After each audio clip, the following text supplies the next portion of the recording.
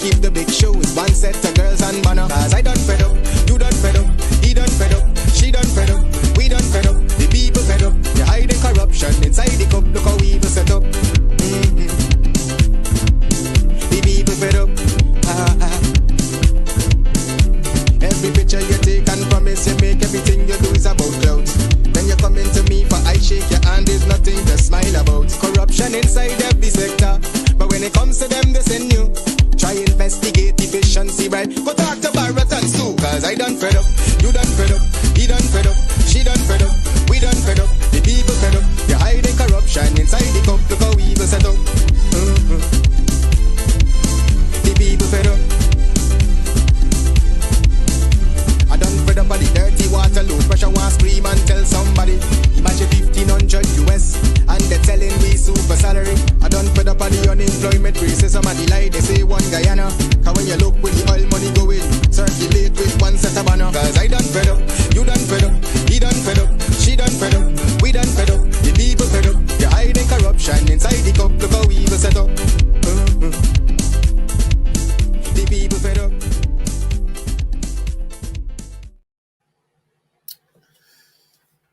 A pleasant good evening, everyone. Good evening, good evening, good evening. Welcome to Over to You, a program for the people, by the people.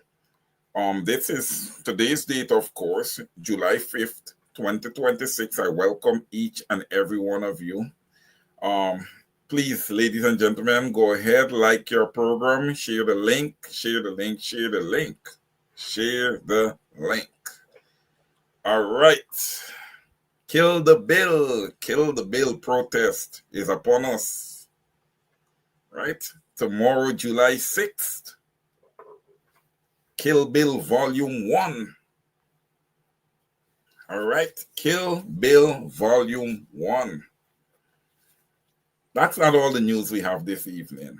That's not all the news. We have some quite concerning news this evening. By no means am I surprised. All right, I'm not surprised. And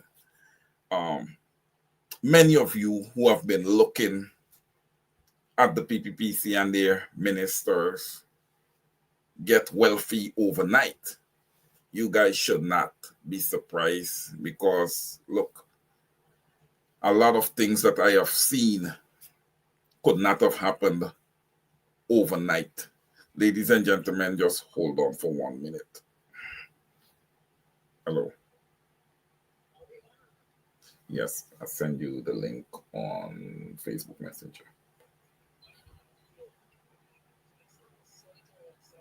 All right, no problem. No problem.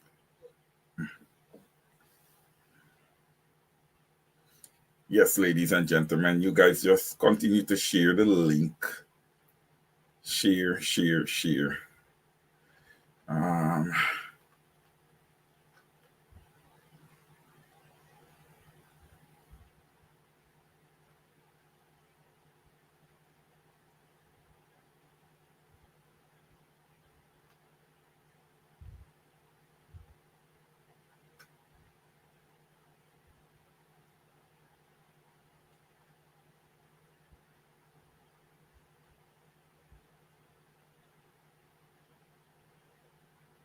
Okay.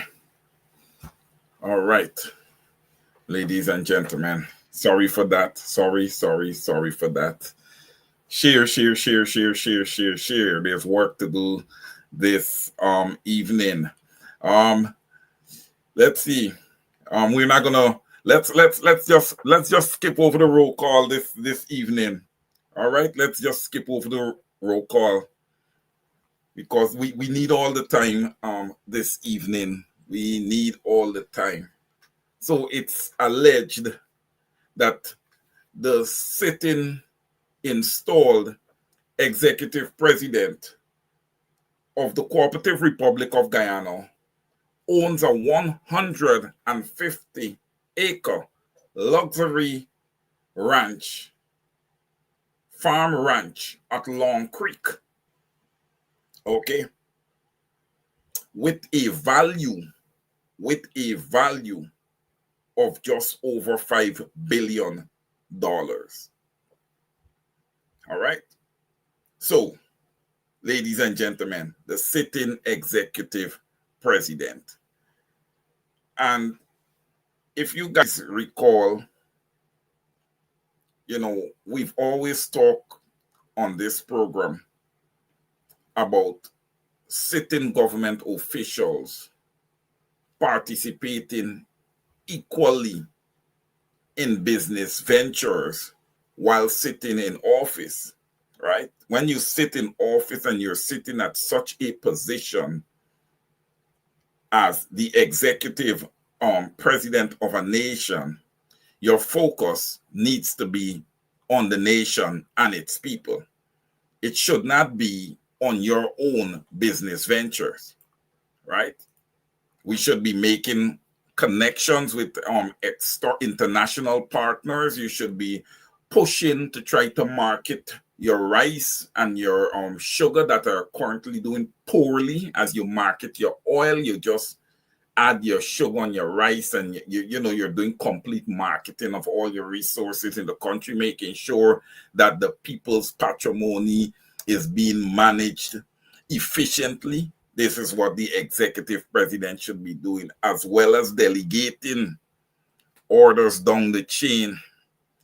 But when you have a $5 billion facility to manage, all right, amongst other things, these guys are stretched thin when it comes to investments, everything they're involved in.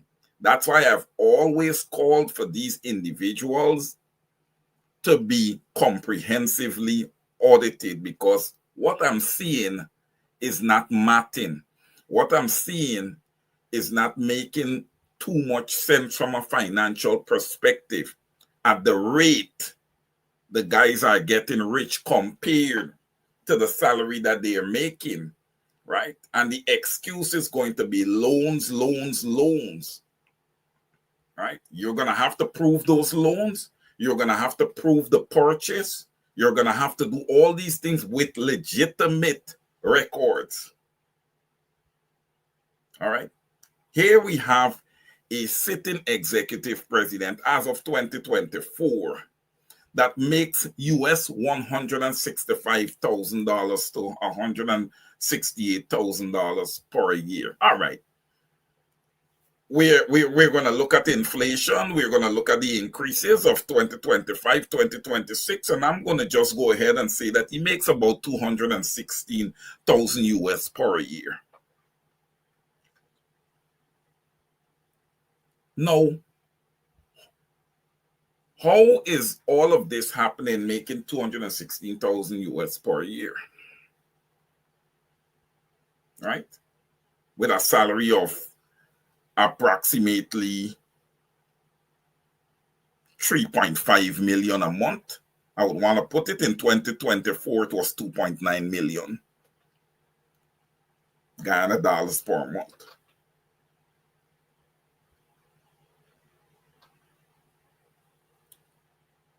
The math is not adding up. I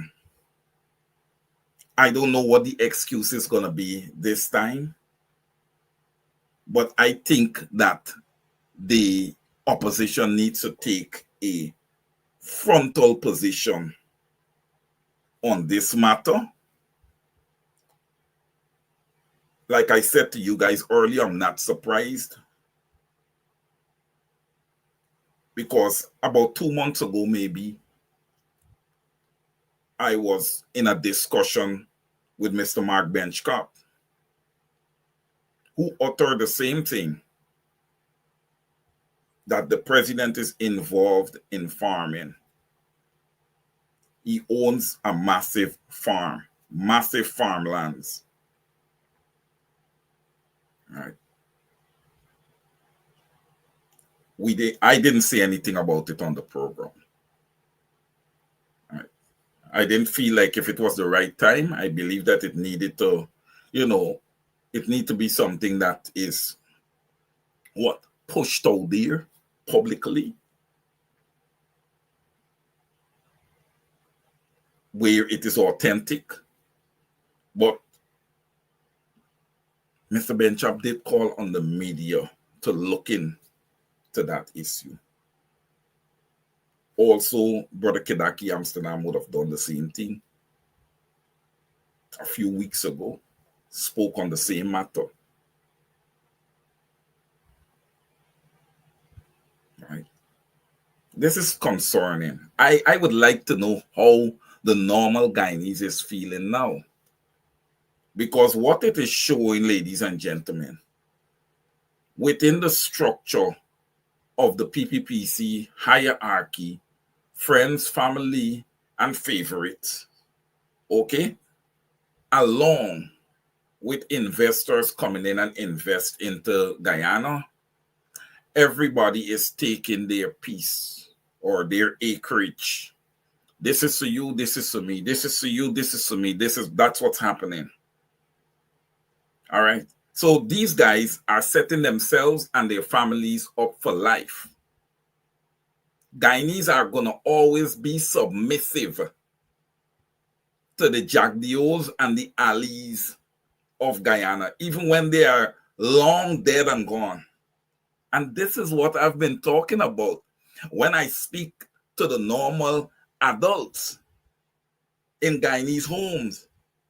This is what I'm talking about. You guys are not just subjected to these people today, but you're going to be subjected to their children tomorrow because of what they're doing with today's wealth.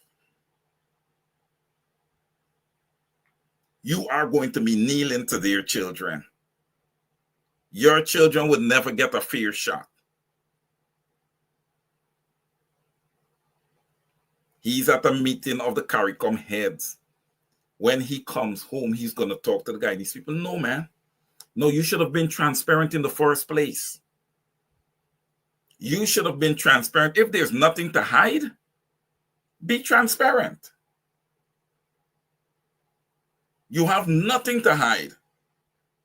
So the least you can do is be transparent. The Guyanese people are still searching for the black belly sheep. Right? The big investment, the black belly sheeps. Is it that you got the black belly sheeps on your farm? I don't know. I'm asking the question. I'm asking you, Irfan Ali. You became Minister of Housing and quick snap of a finger. Massive residence with swimming pool and pool house and everything. Ladies and gentlemen, let me be lucidly clear this evening. Those 19 fraud charges against Irfan Ali, they're not alleged. Those charges are authentic. That was dropped. They are authentic. And based on what we're seeing now, they should be revisited. Guyana is a country full of slackness. Full of slackness from top to bottom. You're telling me that he's going to walk away from this also? Unscathed? Without a scratch? Irfan Ali, you should take the shame out of your face and demit office. This PPP regime should not be allowed to sit in power for their entire term. No, this is not working out. This is not working out for the normal Guyanese.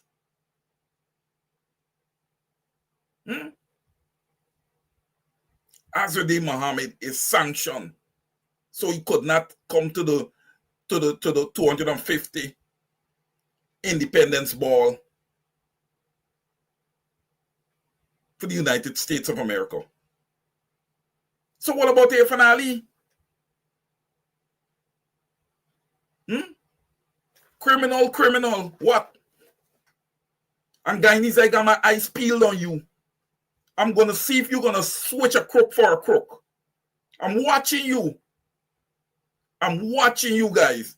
I'm going to see if you guys are going to switch a criminal for a criminal. Because I wouldn't put it past you guys with what I've seen. I'm here to hold you guys accountable. You guys are supposed to be smarter than this. I can't always love up you guys all the time. Sometimes it must be tough love. It must. Look, we got major issues going on. I was reading a piece by former Minister of Finance Winston Jordan there in Village Voice there today. Suriname is starting to take some positions. You think that when you making money, you think that other nations around you, they're not going to be jealous? These guys ain't got no sense. The PPP and their sitting ministers, they don't have sense. We are sitting here in Guyana depending on people to defend us tooth and nail. We're not doing anything to solidify a strong standing army in Guyana. Nothing. We just sit down and continue to suck the people dry.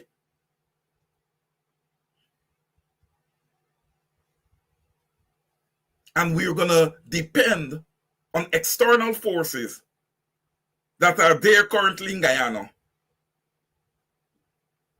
merely for the resources. Of course, they're going to make some investments. You got to show a nice face in order to get what you want. And ladies and gentlemen, for 1 second, do not sit down and believe there's not a tussle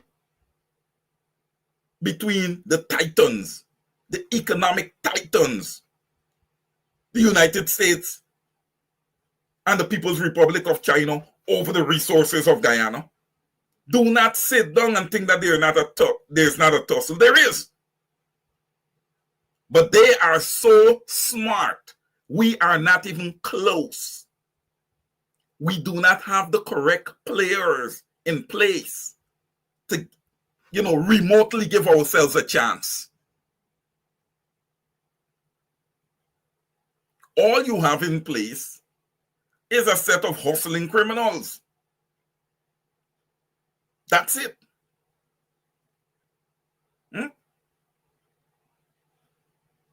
You and your big farm. While the older folks, the occupants of the palms, continue to get sucked every night by bed bugs. A pleasant good evening to you, Mr. Amsterdam. Welcome to all right. I see he's back off when he comes back on. Yes. Ladies and gentlemen. All right. Hey, Wayne, over to you. Good evening. How you doing? A pleasant good evening. A pleasant good evening to you, sir. How you do? Man, we're doing well. We're doing well. I know the listeners and viewers are very, very happy to have you here. We say a pleasant good evening to you and welcome to Over to You. I believe that this is your first visit, and I will say it up front, it will not be your last visit. So welcome, Mr. Amsterdam. You see, I'll tell you when I'm here simply because of reciprocity. Right? Reciprocity, you came onto my program, and so it's time for me to reciprocate. Okay. Well, it's great to have you here, man. And so every now and again, it's good to go by your neighbor and tackle your name, as they say. So yes. George, thank you for having me in the comfort of your spaces. Yes, Mr. Amsterdam. So I know we have a big event tomorrow, a big exercise, a big activity tomorrow, July 6th, in which we're expecting a robust turnout by the Guyanese people. But before we get to that, we have some breaking news today, which is not so breaking to you because you're another one that talk about the same thing. Can you please give us your insights on the sitting installed executive president of Guyana owning a 150-acre farm on the Linden-Soesdijk Highway? Please, sir. I don't know what insight I can give, except that Guyanese people should pay attention. Right? Guyanese people should pay attention because while I don't know if it's the same area that started as what was the city? Some modern city name was I can't remember what they called it. But so there's the land lease, Yes. right? There's the land lease. But the reality is there's so many things to say about that situation because you have look at the number of persons who suffered as a result of homes being broken down in those areas along the Soesdijk Linden Highway and so on, in the name of creating this city. I can't right now, I can't remember what is the name of the city they were creating there.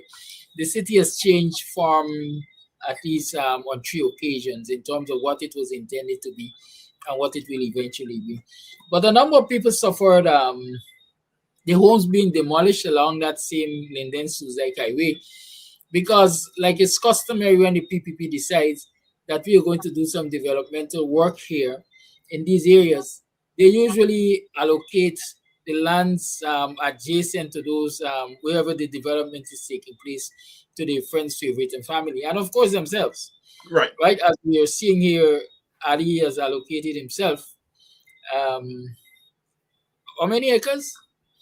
150. Right, 150 acres of land. Can you imagine what 150 acres of land can do for housing in this society, given the number of persons who have been on the Ministry of Housing waiting list for house lots? Can you imagine that?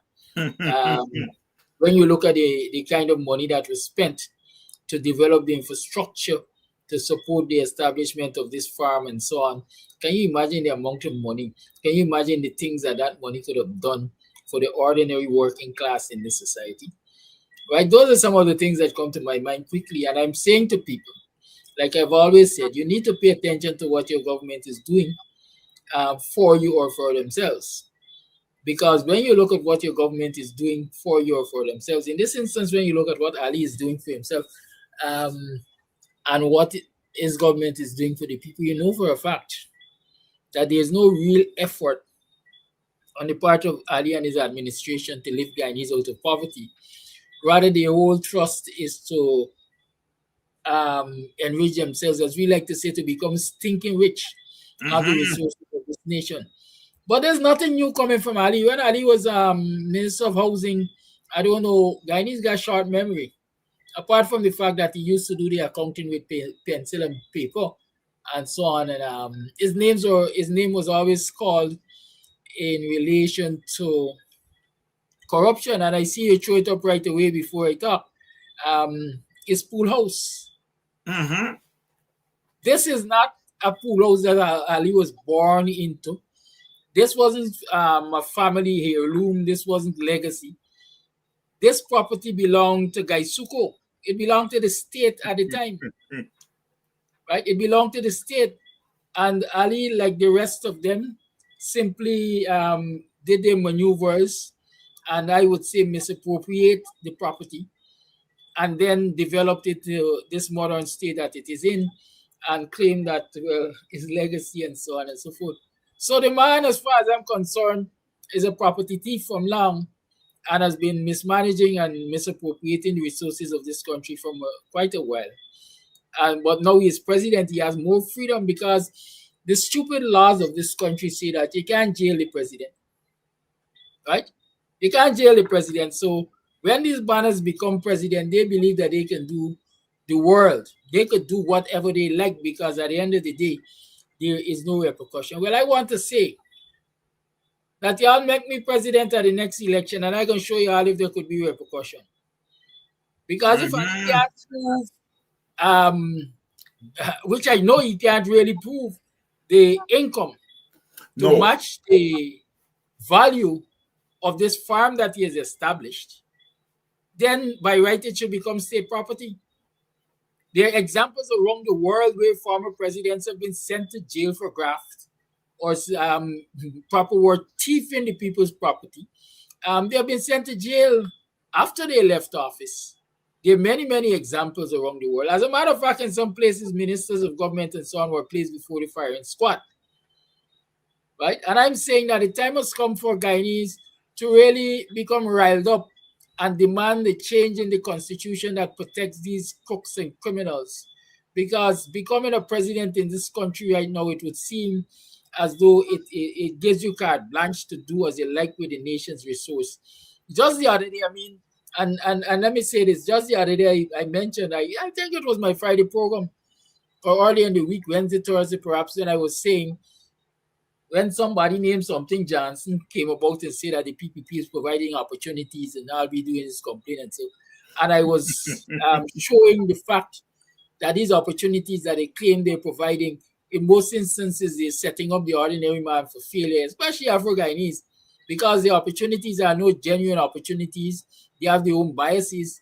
And just, I think Friday I called on the head of the GLDA, the Guyana Livestock Development Authority, Dr. Waldron there, and Minister Mustafa, any of them, because it's the agricultural agency, to publish for us the 41 persons or the 41 farmers that they claim benefited from the black belly sheep. And I challenge them to publish the names and ethnicity, because I'm interested in ethnicity.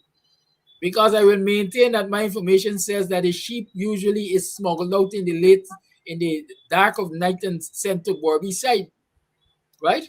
I don't hear of any farmer along the East Coast, for example, benefiting from black belly sheep, especially in places like Buxton and BV and so on. So I issue that challenge. Publish a list. Let me see who get the sheep. But lo and behold, nobody in take them make a big hullabaloo. Nobody in join the call for accountability in relation to the black belly sheep, among other things.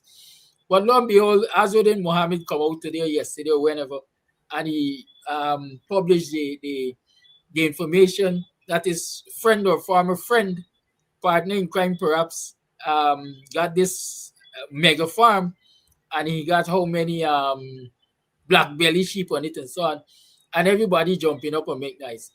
That's one of the things they can't take with us, right? It's like a popularity contest. If you're not Azudin Mohammed and you call out corruption, then nobody got no time with you. Mm-hmm. Right? Mm-hmm. But Azudin can call out the kind of corruption that he's calling out, because he was part of the bed. He was part and parcel. He knows where the skeletons are buried. And so he can go directly to the skeletons, while some of us have to be surreptitious about finding the skeleton. And we are search hard and so on and so forth. We might not have all of the juicy details that Azudin has. But the fact is, we have been saying for quite a while that Ali and his government lacks accountability to the people of this nation. We have been asking about the accountability for the black belly sheep. And here, apparently, they're turning up on Linden Suzdike Highway at a mega farm that Ali owns, with a value that can be supported by his income, even as president, or even if you take it from when he was minister of government, right on to his presidency. I don't think he's earned that kind of money to establish that mega farm. And so the nation must take note of that. And Guyanese need to join the call for accountability from this government. I've been campaigning for the last several weeks about or against the former president's Pension and Other Benefits Act 2016, which seeks to give the president and, well, former presidents uncapped benefits on the backs of the citizens of this country. I want you to look at what that bill proposes, and I want you to juxtapose it alongside Ali's farm. Because the reality is, correct, the kind of money Ali is going to make from that farm, he's not going to pay one single dime in taxes, because they say former presidents will pay no tax, even if they are in business. Any income they generate, they will pay no tax on it. So imagine the kind of hundreds of millions or perhaps billions of dollars annually that this mega farm is likely to make, right? And this man will pay no tax from it. But in the meantime, while they will make millions and billions of dollars and pay no tax on it, they are asking taxpayers to fund their lifestyles, to fund their exorbitance. Which is going to include that farm, Mr. Amsterdam. That farm is going to be included. Right? Yes, I'm getting there. Okay. Because part of the bill says that, former presidents will get gardeners. And if it's on cap, you can't tell them how many gardeners they will get. You can't tell them how many maids they will get. You can't tell them how many vehicles they can own. All you know is that all of these things will be maintained and paid for from the coffers of this country. The coffers that taxpayers, ordinary Guyanese citizens working just above the minimum wage, just above the tax ceiling, will be contributing to. That is what I want people to understand. I want people to pay careful attention to that. That all of Ali's farm workers will be paid on their backs if we allow this 2026 bill to get passed in the National Assembly. I want them to understand that. I want them to understand that the medical bills, for example, for those workers, quite possibly will be paid for by taxpayers' money, because all he has to do is claim them as dependents in this 2026 bill. And these are the things I've been saying, that it is unscrupulous. It is an abuse of their majority in Parliament. It is an abuse of the powers of government, let me see, when they come to the fore and tell Guyanese that this is what they're proposing for former presidents. And in case, again, you didn't pay attention, this issue of what former presidents are getting has only come up in my mind because, like I said earlier, Ali is soon to be a former president. Thank you. Oh, man. Yes. Well, look, thank you so much. Thank you so much, Kidaki. That was quite a mouthful, but oh my God. Food for thought, ladies and gentlemen. Food for thought. A total abuse by this government and betrayal of the public trust. Well, I can't even say betrayal of the public trust because the public don't trust this government. The public don't trust this government, and these kind of behaviors brings into question how fair and how free that 2025 elections was. When you see these type of things, you have to worry. I am very, very worried. Why I'm worried? Because they are external forces that is supporting this same regime. And let them don't sit there and say that this intelligence that is now public is not available to them, because it is. They're looking on all the programs across the board.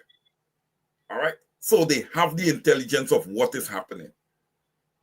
My thing to the broader opposition, and listen, ladies and gentlemen, listen, I want to make this clear, pellucidly clear.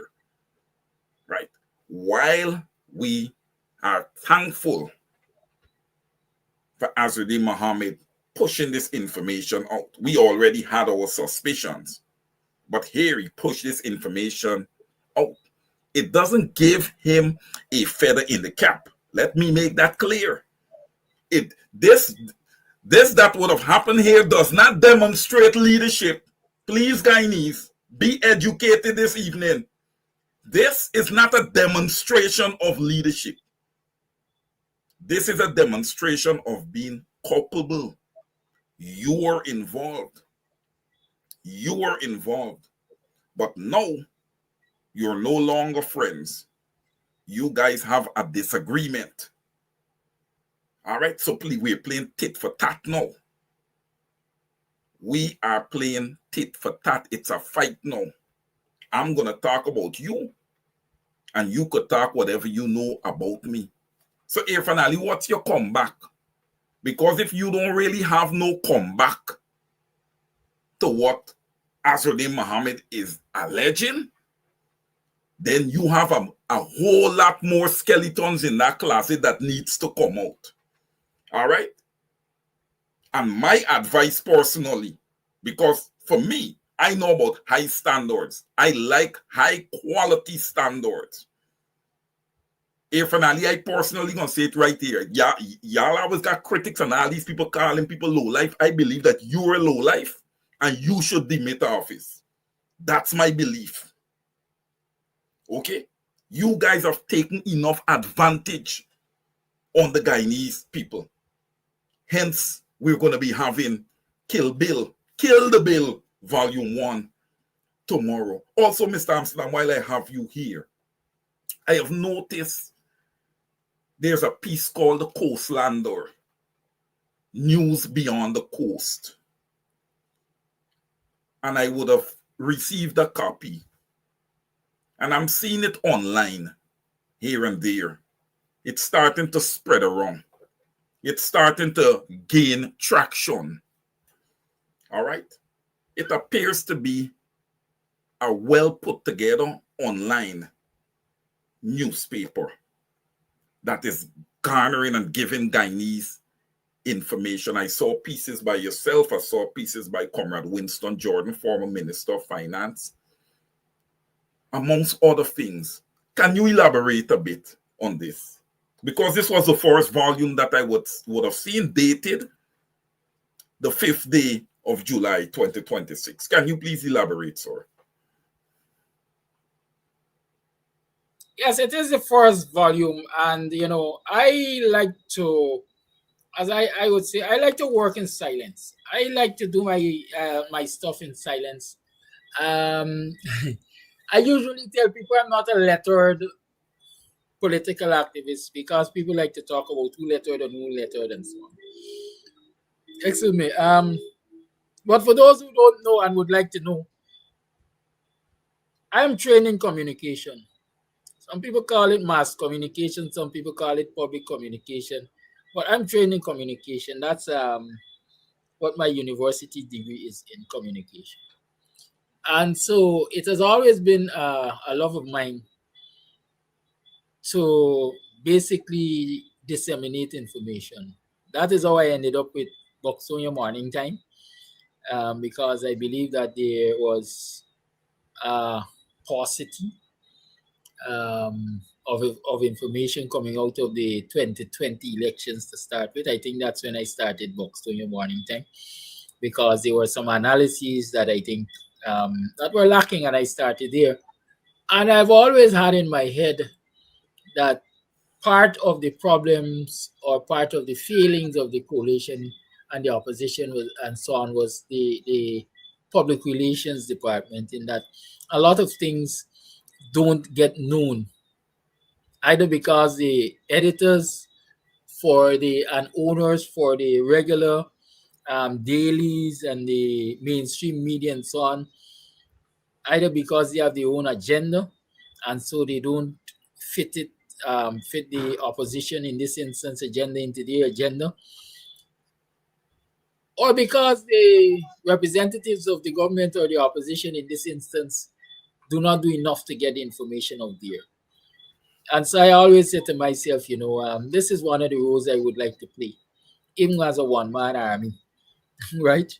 And I have been consistently working and developing an online publication. And this, The Coastlander, is the first edition of that pet project, if I can call it that. The Coastlander is the first edition of that dream coming to reality, to do an online publication. And so, yes, you've seen The Coastlander. You've seen the contents of The Coastlander. Just to deliver to people factual, simple information that can help them to connect the dots and understand what's happening in this society and so on. And so a lot of the articles, I think, in this edition focused on the poverty that is present despite the largesse of oil money, petroleum money, right? The poverty that is still among us. I saw that. Of the government to really utilize that income to lift people out of poverty. It focuses on this very former president's bill That's the and, front page. and the demerits of that. It focuses on the fact that pensioners are struggling while these crooks and criminals are talking about an additional $200 million annually for former presidents, right? So I think the information is pertinent. It's pertinent to what we're discussing. And the aim would be to continue to provide pertinent information in relations to what we're discussing. And as I'm talking about what we're discussing, and that is the former president's bill, tomorrow, let me remind you that 10 o'clock tomorrow, I will be outside of Buxton on the public road here in the vicinity of Church of God Road. And I've invited everybody nationally. Everybody, it's an open invitation. Come and join me in Buxton and let's say to the world that we're not in agreement with this proposal for the 2026 former president's bill. Let us, and those of you who can come to Buxton, like I said earlier, stand in front of your communities with your messages of dissent to this this bill. A lot of people are saying, or a lot of people have this idea that dependent on the numbers on the road tomorrow, you will declare success or you will declare failure. No. Let me say to you that this is a process. Yes. And this process started from the time I mentioned the need to protest this bill, because what it did, it started a conversation on social media. It started a conversation on the corners of the street. And so that conversation has been started. What we have to do is continue that conversation and continue to provide pertinent information so more people in the society become aware of what is happening. And so tomorrow, even if it were that Kidaki Amsterdam alone is standing on Church of God Road, for me, it's an achievement because I guarantee you more people will know about this bill and the demerits of it. And so we have to continue that process. It can be a protest tomorrow to highlight the issue, and then we go back to our beds. We have to continue to educate the populace with different kinds of activism so that they are aware of what is happening. And by the time that bill goes to the National Assembly for the second reading, and I rather suspect they will try to do the second and third reading together, enough Guyanese should be aware of it. Enough Guyanese should show dissent to it.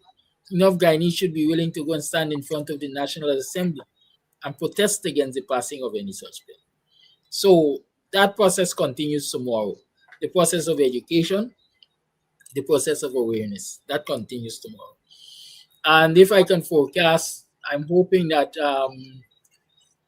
somewhere around the 18th, I can bring people together in one space, or we can bring people together in one space for what I am calling a symposium, so that all of the politicians, the parliamentarians, the legal minds, the concerned citizens, all of us can sit in one space and analyze and discuss and get a clear understanding, help each other to understand the provisions of the 2026 bill. So when we go there armed with knowledge as to why this bill should not be allowed to pass.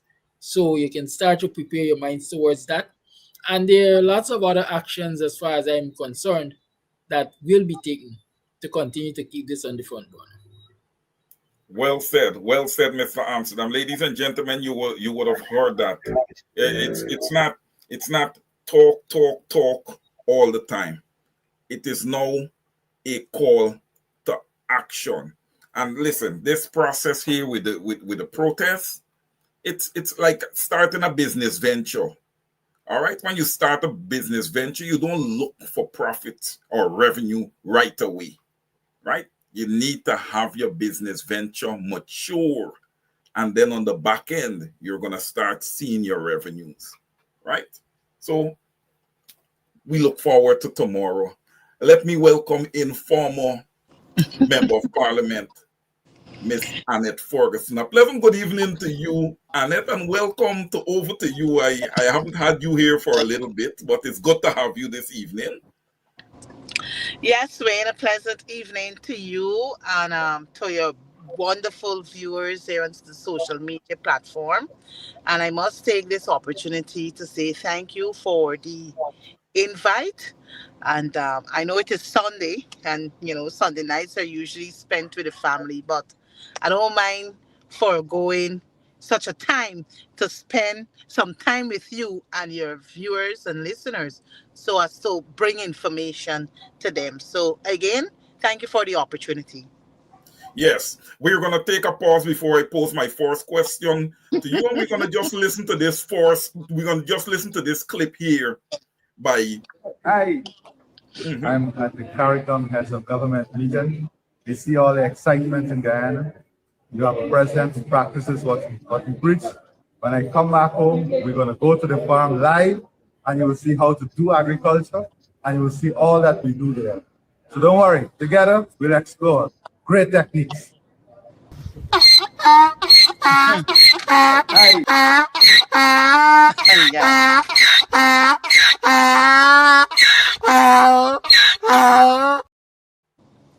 Well, ladies and gentlemen, there you go. I am sure that you have not seen the donkey before on Over to You. Well, the donkey would have just debuted on Over to You, rightfully so. Comrade Ferguson, let me ask you a question. Can you give me your take on the president's 150-acre farm? And look, given that you were a minister within housing, hey, this should be a real eye-opener for you. 150 acres. Let's think about what 150 acres can do for the normal born and bred Guyanese. And look, it's listed there. Look, the transport up there. With up there. That might be a lease. A lease, yes. It's a lease. It's a lease. All right. Even before I answer your question, I think there's some things I just need to clear up a bit. Okay. Because housing, the Ministry of Housing, sole responsibility is to allocate lands for housing purposes. And in order for the ministry to execute its mandate, they will have to procure state lands that are under the remit of the Ghana Lands and Survey Commission, or sometimes the Ghana Sugar Corporation. Once they're no longer cultivating canes, they would normally divest those lands into for housing purposes, with a cost, mind you, by the Ministry of Housing. Apart from that, Lands and Survey has responsibility for state lands for probably agriculture purposes, might be for commercial purposes to some extent, right? So this 150 acres of land that Ali was able to acquire through the Lands and Survey was primarily to do agriculture, as we would have seen from the videos and the photos that were shown earlier today. My take on this whole thing is that as a president, as a minister of a government, when you're serving in public life, is not to enrich yourself. It is not to enrich yourself. You're placed there to serve the people, to find ways and means how you can use the resources that you have control over to improve the lives of our people. Many Guyanese are you're talking about agriculture, you're asking people to go back to lands, you're asking people to start cultivating. But I have information whereby many Guyanese who applied for lands through the same Ghana Lands and Survey Commission, to date, Mr. Caesar, to date, they haven't even had their applications approved, whether for acreage or two. But Ali, as a sitting president of this country, he can amass 150 acres of land. What do you call such a person? You call such a person a greedy person, a covetous person, a person who don't care nothing about the ordinary people in this country. It's all about I, me, and what I can grab whilst I'm serving at the highest level. So that's what I want to get out of the way. My take on this whole thing is that I see this as a betrayal to the Guyanese people. I see this as Ali being dishonest. And you see that video you just played there as a Guyanese? I feel insulted. Because Despicable. if Mr. Muhammad didn't expose what he exposed here today, none of us, perhaps Muhammad might have known because he was there with them. So he would have known what they were involved in.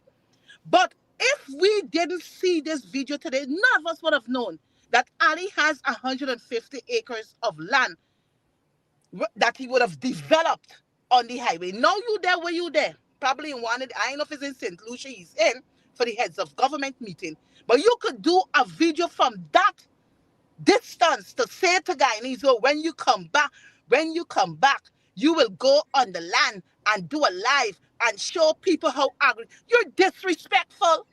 Look at the development. When you're developing, or when even you didn't get a thought that, well, look, I should do a live and show the Guyanese how to do agriculture. Now when you got caught with your pants down, you know hollering when you come back home. Ali, you're disrespectful to Guyanese. And, it is time for me when Guyanese stand up to these people and say, enough is enough. They have stolen too much from us. The ordinary people still fighting for lands to build a home. People can't even get a 50 by 100. People still waiting. People get tighter. Imagine people get tighter before seeing the land. Can't even build, holding the titles for 2 years now and cannot even see the land to start building. But you can amass all that wealth on the highway there. What explanation you could come with, man? There's no explanation. You could come with to Guyana. And don't tell me that when you speak, you're a man of your words. Ali has been caught lying. He lied with Jagdio and Sue. He lied with Susan Rodriguez and all that we were able to see. He lied with Mustafa. He lied with the Henry boys murder. He lied, and he will continue to lie. Well, I believe he's run out now. I believe he's run out of lies now. Well, he should be shamed now. And what he should do is do the honorable thing. Resign. Demit office. Demit office immediately. Yes, that is what he absolutely. Should do. That's what I called for earlier. He should. There's no way that he should sit there. Exactly. So don't come and tell me that you had this land before you became president. You had this business. You might have had a farm, yes, but not to this magnitude. Not to this magnitude. We saw where the black belly sheep are. That's that. We saw where all the other things that are the cows that coming from Brazil, where they are. That's that. We see everything. So the black belly sheep wasn't for the public. The black belly sheep was PPP sheep. Well, they said that the people were going to get the black belly sheep. We only heard from a few that claim they got one, they got a 2, or they got a 3 here. But look where they are. Look where they are based on the video we saw today. The black belly sheep, they're on the highway. Now tell me, you're planting you're doing aqua farming, huh? Yeah. You're doing you're farming fruits, pineapples, oranges, and all, man. Therefore, you're competing with the small man. You are competing with the small man. No. Miss Ferguson, the small man cannot compete with him.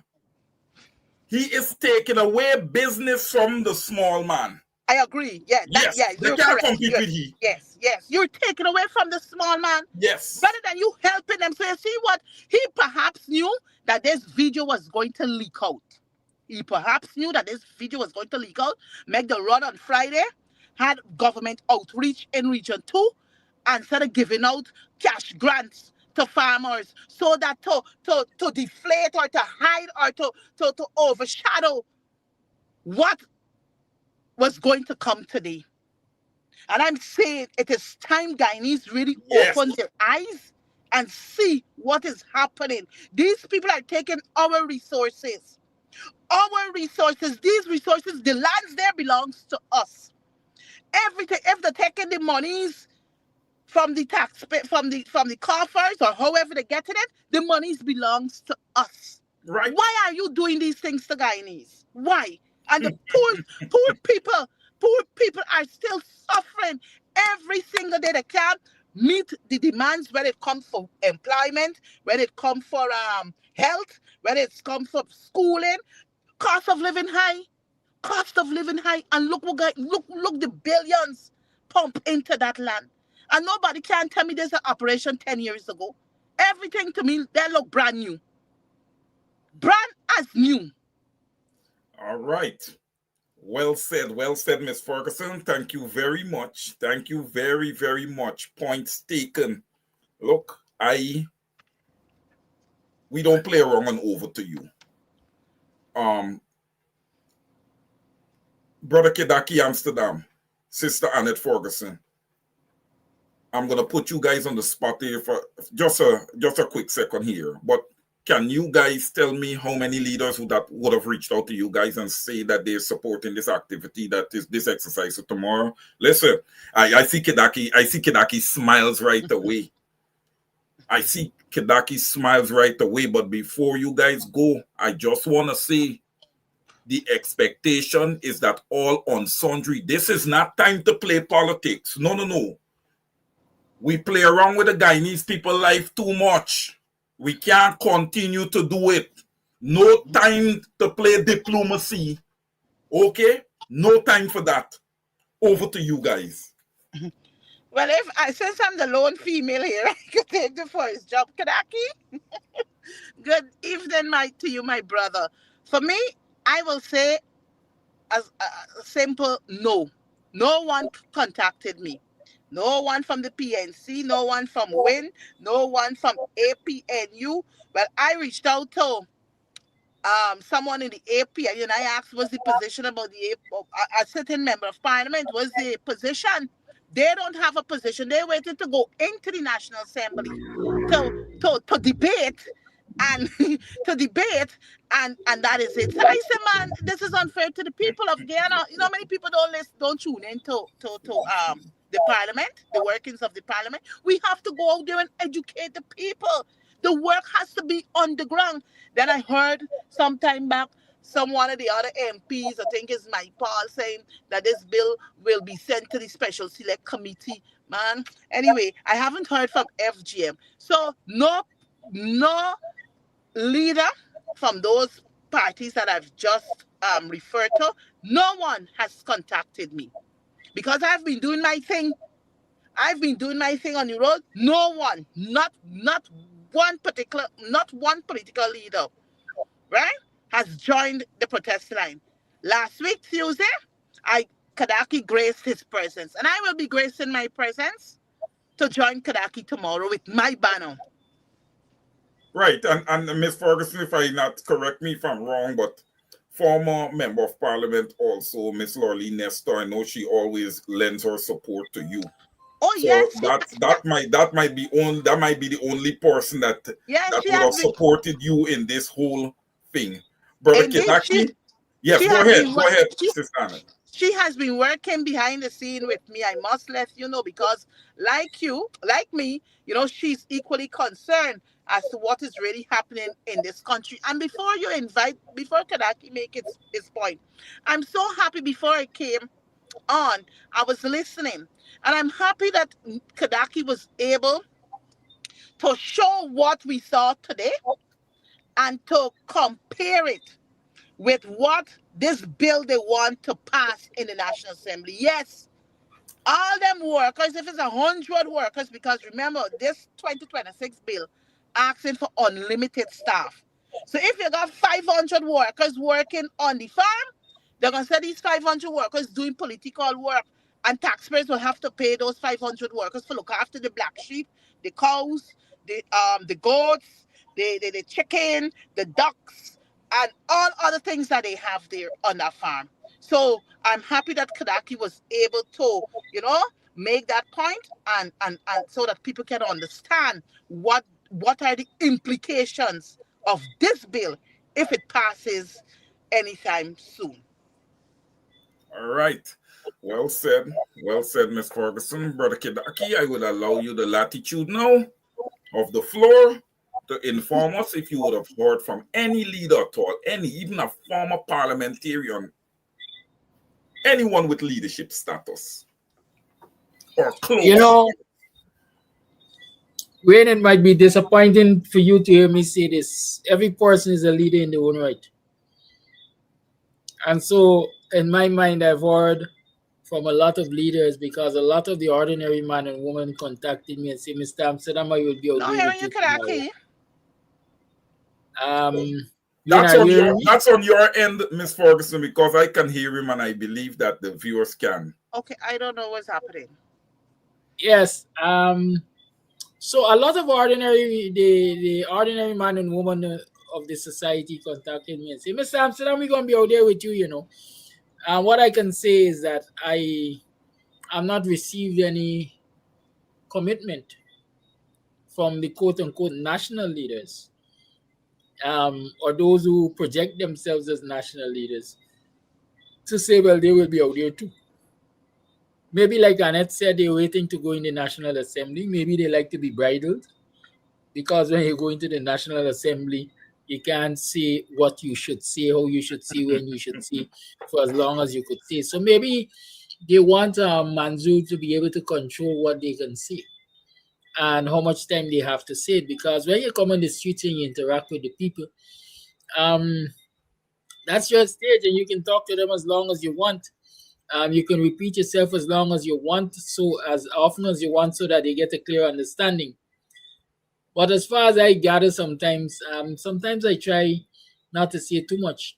Sometimes I get the impression that a lot of our national leaders only show up when the camera is present, only show up when it's suit and tie time, only show up when AC is present, and as somebody said previously, only show up when Doc Corey and Rum is present. I don't intend to insult anybody, but I'm saying that this display that we're getting of people just contenting themselves with working from the confines of the National Assembly can be considered good for us, because we know for a fact the PPP has an overwhelming majority in the National Assembly and they will have their way. I can't understand, for example, why since the previous parliament, people recognize that the PPP has been using the change in the rules or quorum to not or to frustrate the work of the PAC. Since then, it has been happening. Here we are in another, what we call a session of the National Assembly, and the same trick is being used. And I can't understand for the life of me why it is our parliamentarians have not made this a national issue, discuss it in every nook and cranny, and get people to sound their voices against it. Right? We say Guyanese are frustrated. We say Guyanese are fearful. They ain't coming out because of fear. You know why they ain't coming out because of fear? Because our leaders, the national leaders, are projecting fear. Right. Mm-hmm. And until people stop projecting fear, we can't confront these situations. In some jurisdictions, in some countries, Ali would have come back. He said when he come back, he gonna show people, he gonna give them a tour and show them good farming methods and so on. In some countries, Ali would have come back to an occupied farm. Citizens would have occupied it. Right? Jamaica, for example, I rather believe that the farm would have been occupied. Curry goat would have been cooked and eaten. Managed water would have been boiling. And there would have been a big bacchanal, carnival, festival, whatever you want to call it, under 150 acres of land by the time I get back. I believe they would have shared out all the animals and everything. It would have been empty. That's number one. They would have got some signs up there and they would have been out there. Yeah. Look, the people in Jamaica, they don't play around.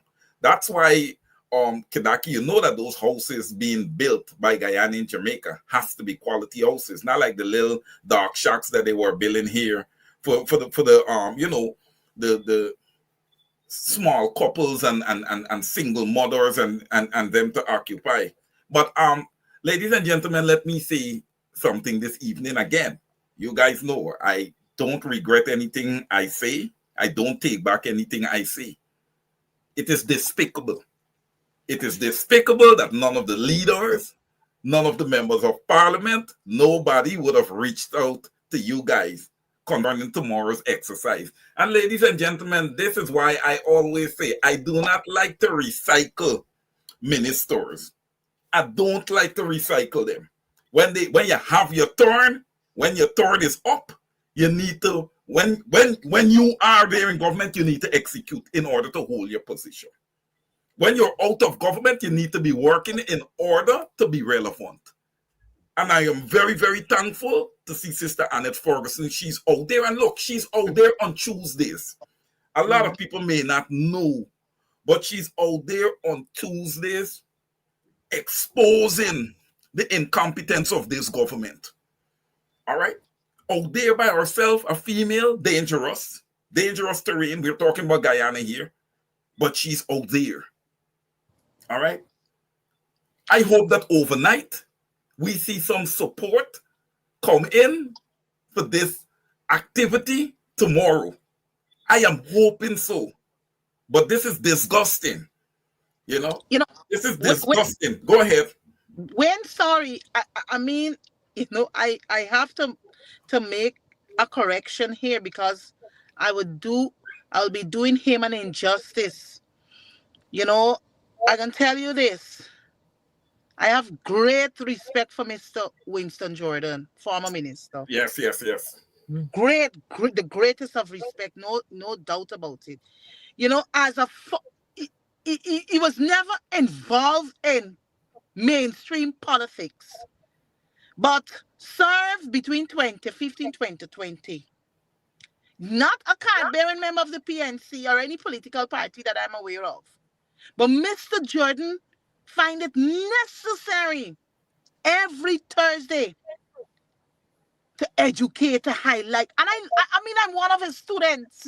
I learn a whole lot on that program. I am too. I learn a whole lot on that program. I know I would call him. We would have our chit-chats probably for sometimes 2 hours. You would find he and I speaking on the phone because, I believe in what he has to offer. So when this whole thing about the former president's bill came about, I made contact with him and I shared some ideas with him, right? I even devised a flyer and I shared it with him, right? And he gave me a thumbs up. But when I went out there on the first Tuesday, no, it was a Thursday, the first day was a Thursday. He called me, I think it was the afternoon or the next day. He said, man, you reach out to Kadaki? I said, Chief, truth be told, no, but I'm going to do so. And as soon as I hang up my phone, I called Kadaki. I said, man, Kadaki, apologize, whatever. But we can work, see how best we can work together to bring this information, put this information out there. Because remember, Wayne, we're at a disadvantage. Yes, Kadaki has his program every religious day. And Monday to Friday, I really want to compliment Kadaki, right? For the hours he spent from 7:30 in the morning, sometimes minutes to 10, right? I really want to commend and compliment him for that. But that we are at a disadvantage because, yes, though you might have the social media platform, a lot of the things are not, a lot of people are not tuned in to really get a sense as to what is happening. So I believe in the groundwork, going out there, educating people, leaving a little handbill or something, with some sort of information with them. So, because, we don't have access to NCN, we don't have access. Channel 9 was really, friendly to us. Channel 9 is no longer there. So we're really, really at a disadvantage. And I mean, this call is a genuine call because 2009, this bill was first piloted under the hands or under the framework, I would say, well, under the hands of Barrow Jagdeo, because he knew that he was coming off in 2011, right? So he wanted to live like a king in this country. We must we must take care of his needs, right? Until he dies. In 2015, well, even before 2015, between 2012 2014, the coalition, the combined opposition, APNU and AFC, we passed successfully to have the bill the act amended. It so happened 2015 when we came to government, Mr. Granger, Mr. Jordan, yeah, retabled that act, right? We debated it in the national because it was a new parliament, so we debated it, and it was assented to in law. It was the second bill of 2015 assented to. Now, if Mr. Granger knew that he was going to benefit from this bill, why he could have done like what Ramatar did? Not to sign the bill, but Mr. Granger signed the bill because he recognized it was a wrong being committed on that will be committed on the backs of Guyanese. So what we did, we just corrected a wrong, right? So now that they're coming back with this thing, we got to ensure that we keep on sensitizing and informing and educating our people what this bill is really going to do to us and our generations to come. So Kanaki, I'll be out there with you tomorrow, God's willing. After my per session, I will join you, my brother. Rest assured, I'll be there with you.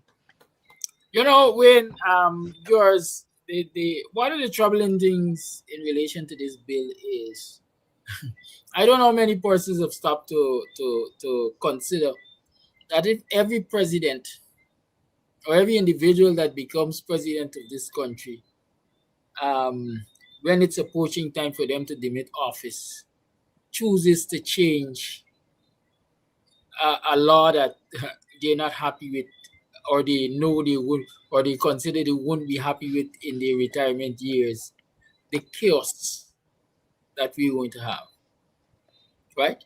The chaos that we're going to have.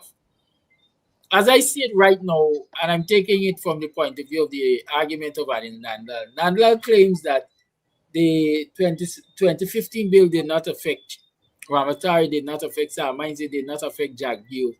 And I think he claims that it did not affect Granger, right? If we're saying that those 4 or 5 persons weren't affected by the 2015 bill, and so they're getting uncapped benefits, one president out of the lot saw the injustices as he considered it and sought to right the wrong. And so benefits are now capped, despite the fact that they might now affect the first person to be affected, assuming so, is Irfaan Ali.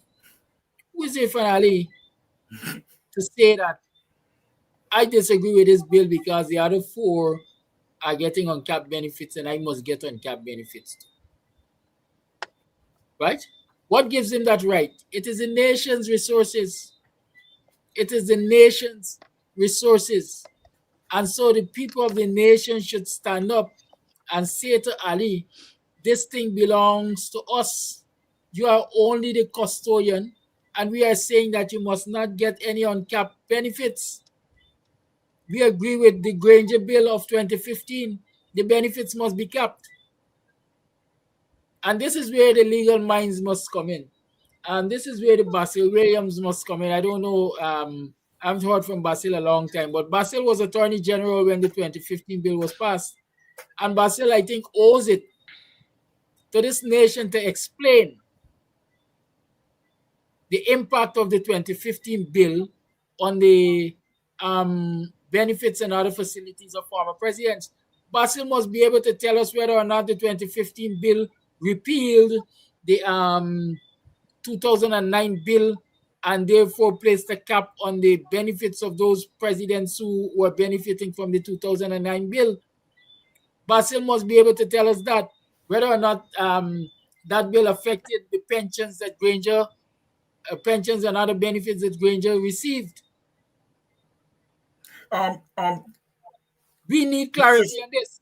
Sister Ferguson might have some insight on that. Did it repeal? Go ahead. Who, me? Yes. No, I hear anything that Kadaki is saying, so perhaps you can repeat But what right, you have to say. okay, fine. So Kedaki is saying, was the repealing of the bill retroactive, meaning that it's affecting Barajagio, David Granger, and Donald Ramatar and Samuel Hines? Is it affecting them? Because what he's saying is that this bill in 2015, right, the Irfan Ali, his benefits are capped. The others, they are not capped. Is that so? Or is it capped for all of them? No, it was the 2015. It's repealed, so it's capped for everybody. The 2015 bill that was assented to by Mr. Granger repealed the 2009. Right, so everybody's being capped. Good, everybody is being capped. That would have included Jack Dio. Because you remember Jack Dio would have benefited because he ceased being president after November 28, 2011. Right? So you remember what happened, even though, so 2011, right? Good. So when we brought the amended bill in between 2012 2014, he would have been receiving whatever benefits uncapped. He would have been receiving from the 2009 Act that he assented to in April of 2009, right? But what happened, remember, when the coalition and when the AP and the AFC passed, we had a majority between 2012 2014. Ramatar did not sign that bill into law, right? So what happened? Barrett would have still been enjoying until the coalition came into government in 2015. So I guess after May of 2015, right, he would have been receiving the capped benefits and facilities, like 25,000 for electricity, 25,000 for water and so forth. So that is what they are currently receiving. Ramatar, Barrett, Hines, and Mr. Granger will be receiving the 2015 now. Right? The 2015 now. Because remember, Mr. Granger, the repealed 20, right. Mm-hmm. You see, the 2015 is law. The 2015 is law. Exactly. So what the PPP is seeking to do now is to repeal the 2015. And go back with what they had before on cap. Exactly. All right. So with I wanna say something else here. All right. And this is for the general opposition here. I want to say this. That on the side of the opposition, we have a lot of smart and intellectual individuals. All right. And I want to say something. And I believe that I'm one of the first people that started talking about this ego thing that I see. And I know that I'm seeing it. I'm seeing it as clear as day. All right. I am seeing it. Now this exercise tomorrow, some people who get the cameras all the time and love the cameras, you understand me? I want to say this, that sitting in government and being an MP and all of these things is not just going to parliament with your arguments. All right? It is more than that. The groundwork is equally important. All right? Not going to parliament and eating the duck curry. I mean, yes, all right, that's fine. That's provided by the people. The taxpayers are providing that. But also, there is groundwork to be done. And I'm going to say this tonight. I don't have Kedaki on video right now, but I'm going to say this. Comrade Kedaki Amsterdam is not no fringe leader. He's a bona fide, authentic leader, because that is what it takes to go to the ground. All right? That is what it takes to go to the ground with issues. A real, authentic leader. You cannot go into parliament, and I believe it was Kedaki that said it, with the PPP that have an overwhelming majority and get anything done. So you got to edify the people and take the people to the street to change the narrative. How are you getting Irfan Ali to demit office now? You can't do that without the people. The people must agree with you. And in order for the people to agree with you, you have to edify them and show them the light. Show them what is happening. All right? So I say this, and I'll say it again, it's a disappointment. I'm disappointed to hear that, a lot of the leaders have not come on board and support this exercise tomorrow. Right? They have been working in Parliament over and over time, and nothing is getting done. Every time the PPP, what they came, we had Parliament the last time. What they did, they came for a supplementary budget, and they came with the president's bill. Every time these guys come, they're coming for money. No new legislation, nothing. They're not bringing anything to the table. But Brother Kidaki, look, I'm looking into the audience, right? And the people are saying you ought to be crowned. And look, when the people speak, the people speak. All right? We cannot deny them. They are saying that you are a bona fide leader, no fringe leader, a bona fide leader. And on behalf of the people here, I want to thank you and Comrade Ferguson for putting together this activity for tomorrow, because it is needed. We have just had a posture of just sitting down and allowing the runaway train to just run. We got to slap the brakes on this train. The PPP must be stopped. Okay? The damage to the fabric of the Cooperative Republic of Guyana must be stopped. Our streets are full of guns. We have a 60%, teetering on 60% poverty rate, 35 to 38% abject poverty. Now a president's bill here that wants the public to pay everything for the presidents, right? Now we have our pensioners with only $46,000. Oh man, look at inflation, look at cost of living, no government control, no legislation over how many businesses the Chinese can bring to Guyana. Nothing. Guyanese business people struggling just now. All of them gonna be out of business. All the Guyanese them gonna find themselves sitting on the corner of the road just now. What are we gonna do about it? Are we gonna just sit down and continue to lollygag while the people take ownership of our country? These leaders need to step up and be a part of this. They need to stop looking at the external powers that is coming to Guyana and want to see you in a shirt and tie, always there to negotiate and listen to what they have to say, and start representing your people properly. That is it. That is a fact. Start representing your people. You cannot allow a high commissioner or an ambassador to be the most powerful voice in your country. That shows an incompetent government. So I applaud you too. And now I'm going to ask you for your closing remarks as we prepare to close. And in your remarks, I will ask that you give further encouragement to the Guyanese people that they should be out there tomorrow. And it is a good exercise for your children. Yes. It's a good exercise for your children because they need to start learning early. Yeah. All right? This is an exercise of it's my opinion, Wayne Caesar. Good versus evil. Over to you guys. But Kadaki, let me take the first job because tomorrow is your day, boy. So, Wayne, once again, thank you very much for allowing me to be here to share.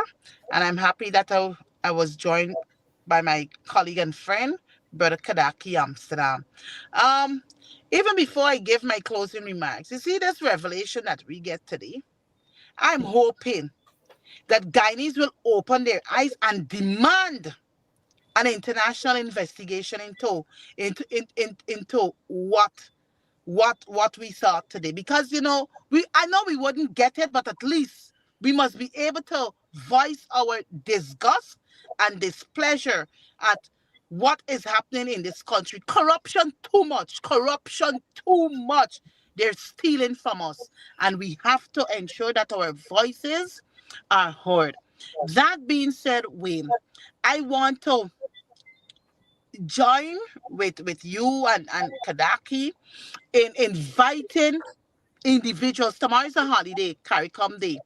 Let us come out in our numbers and let our voices be heard. Enough is enough. The PPP has done tremendous damages to this country from 1992 to 2015. We had a little relaxation of them between 2015 2020. They got an opportunity by we knew how they got into government. They brought a no confidence. They orchestrated a wicked no confidence motion against the coalition government. They did what they had to do. They're now back in government. We see exactly what is happening. These people will never change their colors. Tiger or snake don't really change their stripes. So we're seeing that there were a set of thieves back in 2020 for 23 years, and they came back even worse now. They're now controlling the armies. They're controlling the Ghana police force. They're controlling serious agencies, right? It's all a dictatorship we're living under in this country. So I'm calling on all. Let us come out and say this bill must be abolished. This bill must be killed. This bill must never ever pass in the National Assembly, because it will enrich Irfaan Ali. We will have to mine Irfaan Ali, look after his farm or his ranch. We'll have to take care of his family and those who he will consider as family. And we don't have the kind of resources, while many of us are suffering in this country. We ain't getting good water. Look at the water that are coming through the taps. But if I'm got a ranch, we getting nice, purified water to take care of his ducks, his birds, all of his plants, his black belly sheep, and everybody enjoying a nice thing on the highway there, right? Electricity. Many of our communities are still out of electricity. We heard from the video today, some 17 lantern posts. Many communities ain't got amount of lantern posts. Many communities can't get lights or free lights. So I am saying we have to make tomorrow and also every Tuesday. I don't know what's Kadaki days, but my days is every Tuesday. Every Tuesday, we have to ensure that we continue to stand against this vicious, this wicked, this diabolic regime we call the People's Progressive Party Civic. Thank you very much, Wayne. God's richest blessings to you, your viewers, your listeners, and the program. Thank you so much, former Member of Parliament, Miss Annette Ferguson. Now I would allow Mr. Amsterdam the latitude of his closing remarks this evening. Well, let me start by saying thank you, Wayne, for having me on your program, and thank you, viewers, for having me in your spaces. Thank you to all those of you who say to come, Mr. Amsterdam, and Mr. Amsterdam is a bona fide leader, etc. Thank you to those of you who are labeling me doctor. Let me start with that. Don't call me doctor. Please don't do it. Do not call me doctor. I'm Kidaki Amsterdam. If at any time I go through the processes which will cause me to be awarded a doctorate, I may accept it. Okay? But don't do it. I see it as an insult. And I'm very serious about that. Don't call me doctor. I'm happy without titles. I'm functional without titles. I'm effective without titles. Don't insult me. I want titles. I don't want titles. I want action. I want presence. If you think I'm leading and I am a leader and I'm a bona fide leader, etc., and I'm worthy of your support and your quote-unquote followership and so on, turn up outside the boxing tomorrow morning. That is what will validate my leadership. That is what will give effectiveness to my leadership. Don't sit on social media and call me leader. my eldest brother, well, my elder brother, because I have one who is older than he is, not my mother's child. Um, next to me, when I tell you he's a good man, he used to cuss. All them son, so good man there. Don't make me no jackass. Right? Y'all don't do it. Turn up in your numbers on Buxton Public Road or across this country in front of your communities and say to the PPP, we are standing against this bill. We've been encouraged by Mr. Amsterdam to stand against this bill. We agree with him, and we are standing against this bill.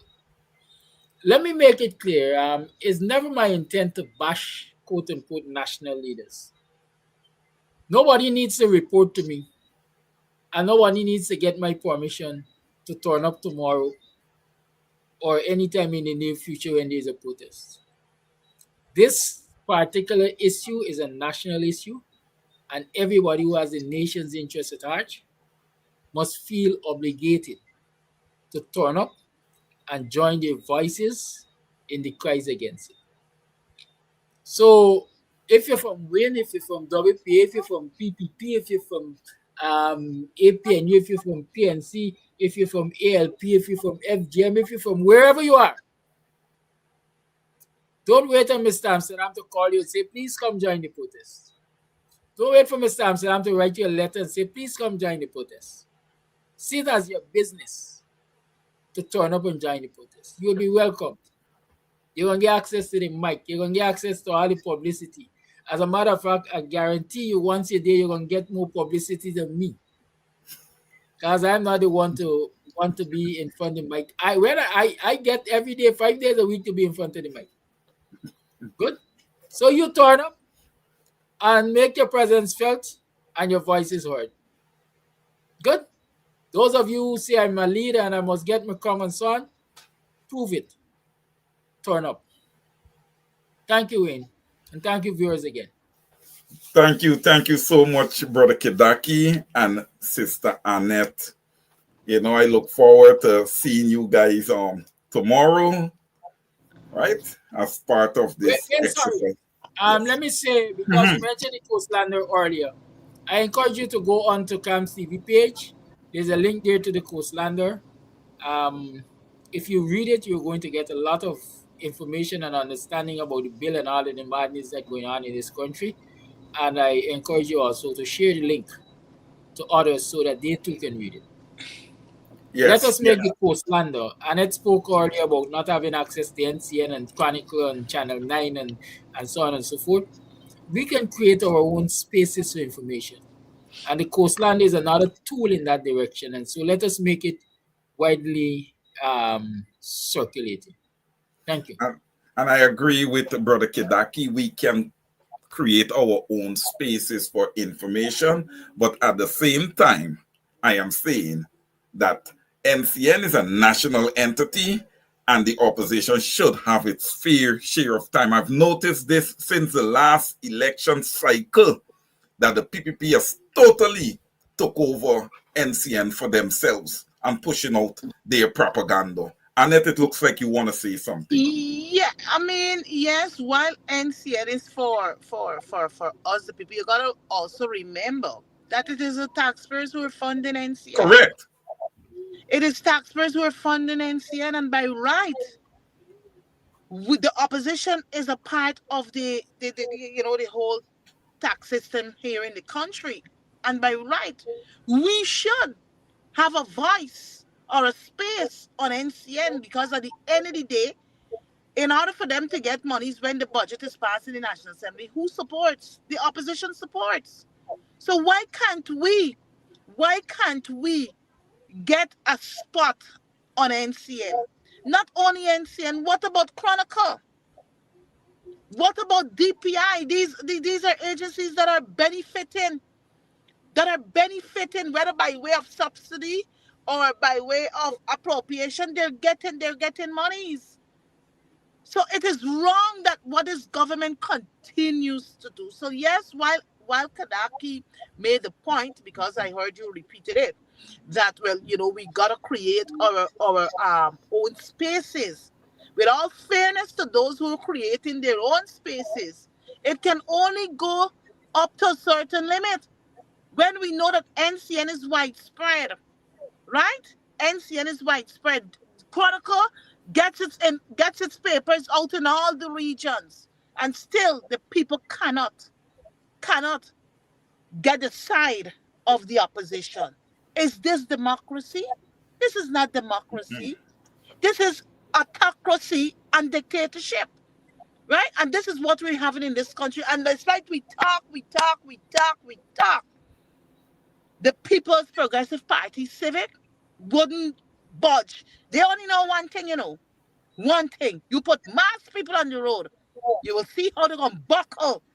You'll see how they will get their tails between their legs.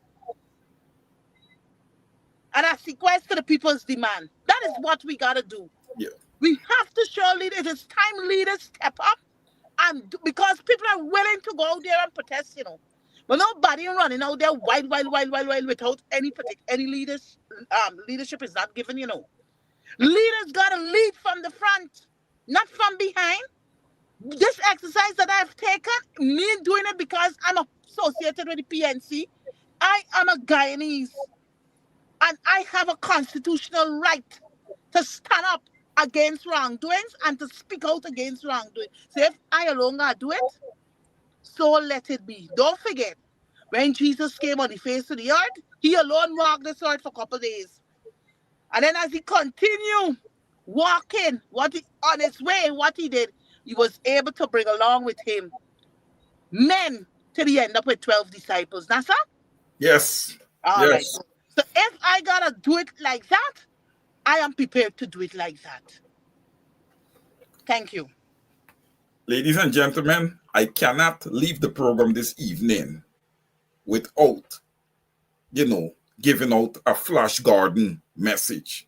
Flash is always on Buxtonian Morning Time, just about every day. And many of you here who join Kedaki's program in the morning, you all know Flash. But Flash said something that is so important. When we are having these exercises, like the one that we're going to have tomorrow, your cell phone needs to be fully charged, and you need to make sure that the video is working before you leave the house. Okay? So in the crowds, if you see any mischief makers, you video them so that the PPP can see their people. If anyone is planted in the crowds to make mischief. So please make sure that your mobile devices are fully charged before you leave the home tomorrow. That's on behalf of Mr. Flash Gordon. Ms. Ferguson, thank you so much for joining this evening. We all really appreciate having you here. Great information. All right. Brother Kedaki is not on camera, but I want to thank Brother Kedaki so mumuch for coming on. Yes, go ahead. Let me take this opportunity quickly to shout out happy CARICOM Day to all my brothers here in Ghana and also in the Caribbean country. We have to give credit to the 4 great men who would have made CARICOM, who would have made CARICOM, despite, challenges, ups and downs and all kind of thing. It's supposed to, groups or countries coming together with common objectives and so forth, But we got to give thanks for the leadership of, I think, men like Forbes Burnham, who was one of them. I think Patrick, I always get mixed up, Eric Barrow from Barbados. Then we had, I think it's Michael Manley. From Jamaica. And then we had, I think, is it the guy from Trinidad? Kedaki, the guy from Trinidad, who is it? Manning? I think it was Manning, no? I think it's Manning. I'm forgetting my social studies. So, we just got to ensure that we remember those great men who had a vision to see the coming together of CARICOM nations, to build a strong Caribbean. But We just got to give them thanks. So 53 years, we're still here. 53 years, we're still standing. So happy CARICOM Day, Guyana, and to my brothers and sisters in the Caribbean. God's richest blessings. Bye-bye. Thank you so much, Ms. Ferguson. Thank you, Brother Kidaki. Ladies and gentlemen, we have come to the end of tonight's program. I would just close by saying I encourage everyone to come out tomorrow, stand up and stand out. For everyone that shows up tomorrow is a vote of no confidence against this PPPC government. And listen, if you cannot make it to Buxton, Brother Kidaki, Church of God Road, is that where you're going to be? Where are you going to be? Please, one more time. Yes, Church of God Road, the junction of Church of God and Public Road. Yes, juncture of Buxton Public Road and the famous Church of God Road. Yes, it is indeed famous in Buxton. If you can't be there, please show up at the head of your village, the public road there. All right? Please, and have your little flyers and your little stuff, and you do your thing. All right? Ladies and gentlemen, thank you very much. Thank you again, Brother Kidaki, Sister Annette. We've come to the end of tonight's broadcast. Love you, love you, love you, ladies and gentlemen. Good night, everyone.